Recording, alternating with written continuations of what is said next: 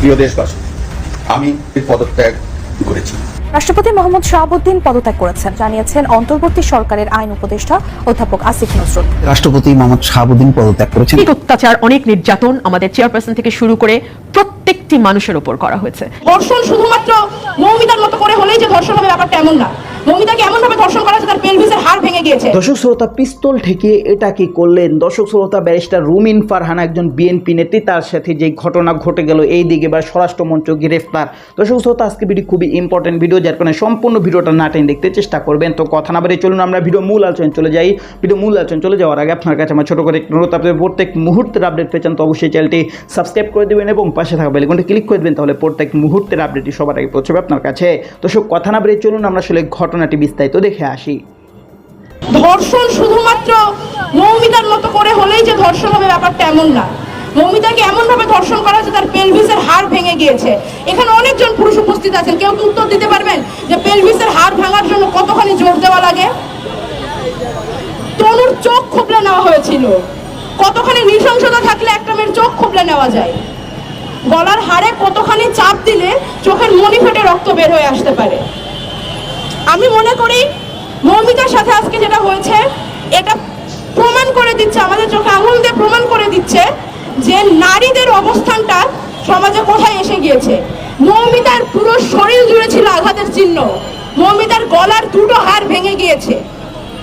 আপনারা একটু ভাবুন তো, হাতের জোরে কতখানি শক্তি প্রয়োগ করলে একটা মেয়ের শরীর এইভাবে ছিন্ন বিচ্ছিন্ন করা যায়? মৌমিতার শরীরে এমন আরো অনেক আঘাতের চিহ্ন ছিল যেগুলা ক্যামেরার সামনে মানুষের সামনে দাঁড়িয়ে বলার উপযোগী না।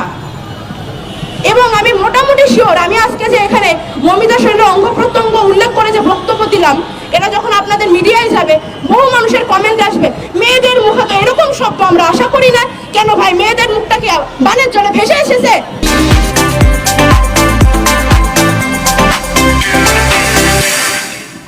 তারপরে একদল এসে বলবে যে সমান অধিকার দেওয়া হয়েছে, বাসে সিট রাখা হয়েছে, এখন আর ভিকটিম কার্ড, মেয়েদেরকে একটু কিছু বললেই মেয়েরা ভিকটিম কার্ড ঠেলে দেয়। বাসে তোমরা সিট চাইবা, আবার সমান অধিকার চাইবা। রিয়েলি ম্যান, এই যদি হয় চিন্তা ভাবনার অবস্থা, তাহলে মৌমিতা কেন? মৌমিতাকে যদি 4 টুকরা করে ভাসিয়েও দেওয়া হইতো তারপরেও কোনো মেয়ে বিচার পাইতো না। আমি 2012 নির্ভয়া হত্যাকাণ্ডের কথা এখানে আমি একটু উল্লেখ করতে চাই। নির্ভয়াকে যখন ধর্ষণ করে খুন করা হয়, সে তাৎক্ষণিক মারা যায়নি, জীবন যুদ্ধে সে অনেকদিন লড়াই করে তারপরে মারা গিয়েছিল, তবুও সেটা আমরা খুনই বলবো। এই নির্ভয়ার জনিদারে লোহার রড ঢুকিয়ে দেওয়া হয়েছিল। কোন ধরনের মানসিকতা মানুষের মধ্যে তৈরি হলে আরেকটা মানুষের সাথে, সে নারী কিংবা পুরুষ, আরেকটা মানুষের সঙ্গে এই ধরনের কাজ করতে পারে? এখানে তো আসলে নারীদের ধর্ষণের কথা। আপনারা নিজেদের এরিয়াতে, নিজেদের পেরিফেরিতে, নিজেদের বন্ধুদের জিজ্ঞেস করবেন, ছোট ভাইদের জিজ্ঞেস করবেন, তারা জীবনে কতবার ব্যাড টাচের শিকার হয়েছে। একটা বাচ্চা ছেলেকে জিজ্ঞেস করে দেখবেন তারা জীবনে কতবার বলাৎকারের ভয়ের মধ্যে দিয়ে গিয়েছে। ধর্ষকের কাছ থেকে নারী, পুরুষ, শিশু, বৃদ্ধ কেউ নিরাপদ না। ধর্ষককে নারী হিসেবে, পুরুষ হিসেবে, ক্ষমতাসীন হিসেবে দেখা বন্ধ করে যতদিন না শুধুমাত্র ধর্ষক এবং অপরাধী হিসেবে দেখা শুরু হবে, ততদিন না ভারতে, না বাংলাদেশে, না ভিয়েতনামে, না চায়নায় কোনো জায়গায় ধর্ষণের বিচার হবে না। ধর্ষণের সর্বোচ্চ শাস্তি দেওয়া আছে মৃত্যুদণ্ড।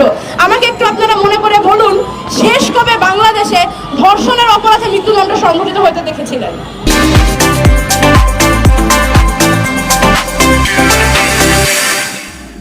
আইন আছে কিন্তু বিচার নাই। যখন বিচার চাওয়া হয় তখন বলা হয় আমরা তো আইন করেছি, আর কি আইন করতে পারি? আইনটা করা হয় কিন্তু বিচারটা করবে কে? আর এই বিচার যদি জনগণ নিজের হাতে তুলে নেয় তখন সেখানে চলে আসে মব জাস্টিস, নিরীহ মানুষদের প্রাণের উপরে তখন আশঙ্কা চলে আসে। তাহলে বিচারটা করবে কে? এই পৃথিবী জুড়ে নারীদের প্রতি, শিশুদের প্রতি যৌন সহিংসতার বিচারটা করবে কে? আইন তো দেশে দেশে হচ্ছে। আমরা আজকে এখান থেকে জানাতে চাই, আমাদের নতুন কোনো আইন দরকার নাই, আমাদের এবার বিচার দরকার। মৌমিতার বিচারকাণ্ড সমাপ্ত করা হোক, নির্ভয়ার বিচারকাণ্ড সমাপ্ত করা হোক, তনুর বিচারকাণ্ড সমাপ্ত করা হোক, নুসরাতের বিচারকাণ্ড সমাপ্ত করা হোক। আমরা এবার বিচার দেখতে চাই। আজকে বাংলাদেশের পক্ষ থেকে, ঢাকা বিশ্ববিদ্যালয়ের শিক্ষার্থীদের পক্ষ থেকে, নারীদের পক্ষ থেকে আমি জানাতে চাই, যতগুলো ধর্ষণের ঘটনা ঘটেছে সবগুলো অপরাধের কঠোর বিচার নিশ্চিত করা হোক। তো দর্শক, আপনার এই ভিডিওটি দেখলেন। ভিডিও দেখে যদি আপনার কোনো মন্তব্য থাকে তাহলে অবশ্যই কমেন্ট বক্সে আপনার মূল্যবান মন্তব্য জানিয়ে দিবেন। দর্শক, এখন আমরা পরবর্তী আরেকটি ভিডিও দেখবো, যেটাতে আমরা আরও কিছু তথ্য আমরা জানতে পারবো। দর্শক, চলুন আমরা সেই ভিডিওটি বিস্তারিত দেখে আসি। রাষ্ট্রপতি মোহাম্মদ শাহাবুদ্দিন নিয়ে একটি খবর আমাদের সময় আর কয়েকটি অনলাইন প্রকাশ করেছে। রাষ্ট্রপতির পদত্যাগ নিয়ে যা বললেন আসিফ নজরুল, কি বললেন, কেন বললেন? এখানে বলা হচ্ছে রাষ্ট্রপতি মোহাম্মদ শাহাবুদ্দিন পদত্যাগ করেছেন এমন খবর মিথ্যা ও গুজব বলে জানিয়েছেন অন্তর্বর্তী সরকারের আইন উপদেষ্টা আসিফ নজরুল। ফেসবুকে লিখেছেন যে আমার নাম ব্যবহার করে কিছু অপপ্রচার হচ্ছে। রাষ্ট্রপতি রিজাইন করেছেন বলে যে খবর, আমার ছবি, মানে যে খবর বের হয়েছে আমার ছবি ব্যবহার করে, তা সম্পূর্ণ ভুয়া। যাই হোক, এটি তিনি বলছেন যে বিচার বিভাগের কর্মকর্তা ও তার পরিবার সদস্যদের সম্পত্তি হিসাব আগামী 10 কর্মদিবসের মধ্যে দাখিলের নির্দেশ দেন আইন উপদেষ্টা। ওই দিন বলেন, সুপ্রিম কোর্টের সঙ্গে পরামর্শ করে সব বিচার বিভাগীয় কর্মকর্তা ও তাদের পরিবারের সদস্যদের দেশে বিদেশে অবস্থিত স্থাবর অস্থাবর সম্পত্তির হিসাব বিবরণী আগামী 10 কর্মদিবসের মধ্যে দাখিল করার নির্দেশ দিয়েছি। যাক, সেটা অন্য খবর। রাষ্ট্রপতি পদত্যাগ করেছেন, এটা একটা খুব জটিল সাংবিধানিক বিষয়। এই সময় রাষ্ট্রপতি খুব গুরুত্বপূর্ণ, যেহেতু নিয়মিত সরকার হাসিনা সরকার পদত্যাগ করেছেন। এখন অন্তর্বর্তী সরকারের প্রধান হচ্ছেন নোবেল বিজয়ী প্রফেসর মোহাম্মদ ইউনূস, আর রাষ্ট্রপতি হচ্ছেন মোহাম্মদ শাহাবুদ্দিন। এখন শাহাবুদ্দিন যাই করবেন সবই হচ্ছে অন্তর্বর্তী সরকারের প্রধান ডক্টর মোহাম্মদ ইউনূসের পরামর্শক্রমে। প্রধানমন্ত্রী পরামর্শক্রমে যেমন রাষ্ট্রপতি সব কর্ম সম্পাদন করতেন, এখন ওই প্রধানমন্ত্রীর জায়গায় হচ্ছে অন্তর্বর্তী সরকারের প্রধান, যিনি তার পরামর্শক্রমে তিনি করবেন। এটা সত্য, প্রথম থেকেই মোহাম্মদ শাহাবুদ্দিন রাষ্ট্রপতি, তার দিকে সবার সন্দেহের চোখ, যে তিনি তো একান্তই অনুগত, সত্যি সত্যি অনুগত এবং বিশ্বস্ত। শাহাবুদ্দিনের যখন নিয়োগ দেওয়া হয় তখন আওয়ামী লীগ মহলেই একটা সোচ্চার গুঞ্জন ছিল এবং তারা হতবাক হয়েছিল যে আওয়ামী লীগের এমন ডাক সাইটের বহু মানুষ থাকার পরেও কেন শাহাবুদ্দিনকে দেওয়া হলো, যিনি রাষ্ট্রপতির আগে শাহাবুদ্দিন চুপ্পু হিসেবে সবাই তাকে চিনত, অনেকে চুপ্পু বলেও ডাকতেন। যাই হোক, চুপ্পু নামটি কেমন যেন একটু খেলনা হয়ে যায়, তার রাষ্ট্রপতির মর্যাদার সাথে যায় না বলে চুপ্পু নামটি বাদ দেওয়া হয়েছে। এখন মোহাম্মদ শাহাবুদ্দিন। তো শাহাবুদ্দিনকে কেন নেওয়া হলো? তখন সবাই ধারণা করলো যে প্রধানমন্ত্রী বিভিন্ন সাংবিধানিক পদে এমন সব মানুষকে বসাতে চান যারা হবেন একান্ত অনুগত, তার বিশ্বস্ত এবং তার কাছে ধরা খাওয়া।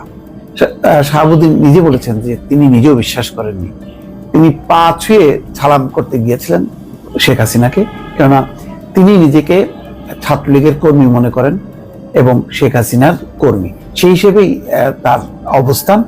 এবং কর্মজীবনে তিনি ওই দুদকের কমিশনার ছিলেন, কোন প্রতিষ্ঠানের প্রধান হিসেবেও তিনি কাজ করেননি, না সচিবালয়ে তিনি বিচার বিভাগের কোনো সচিব ছিলেন বা প্রধান পদে ছিলেন, তাও না।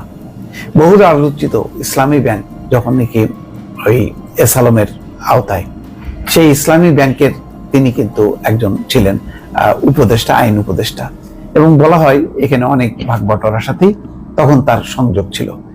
যাই হোক, নানান রকম তার যেই অবস্থান ছিল সেই অবস্থানের সঙ্গে আওয়ামী লীগ সরকারের যেই রাষ্ট্রপতি হওয়ার এই বিষয়টি সবাই অবাক হলেও সবাই মেনে নেয়, যেহেতু তখন শেখ হাসিনা হচ্ছে সব দণ্ডমুণ্ডের কর্তা, তিনি যা বলবেন সেটাই একেবারে বিতর্কের ঊর্ধ্বে। ফলে শাহাবুদ্দিনকে নিয়ে আওয়ামী লীগ মহলে এবং তার বাইরে যে যত রকম আলাপ আলোচনা, নেতিবাচক আলাপ আলোচনা হয়েছে, এগুলি ধোপে টেকেনি, শেখ হাসিনার সিদ্ধান্তই চূড়ান্ত। তো দর্শক, আপনারা সম্পূর্ণ ভিডিও দেখলেন। সম্পূর্ণ ভিডিও দেখে যদি আপনার কোনো মন্তব্য থাকে তাহলে অবশ্যই কমেন্ট বক্সে আপনার মূল্যবান মন্তব্য জানিয়ে দেবেন। দর্শক, কথা বলতে বলতে আমরা ভিডিও শেষ পেয়ে চলে এসেছি। ভিডিও শেষ করার আপনার কাছে আবার অনুরোধ করছি, আপনি প্রত্যেক মুহূর্তের আপডেট পেয়ে যান তো অবশ্যই চ্যানেলটি সাবস্ক্রাইব করে দেবেন এবং পাশে থাকা বেল আইকনটি ক্লিক করে দেবেন, তাহলে প্রত্যেক মুহূর্তের আপডেটটি সবার আগে পৌঁছবে আপনার কাছে। দর্শক, বিশেষ করে সব ভালো থাকবেন, সুস্থ থাকবেন, আল্লাহ হাফেজ।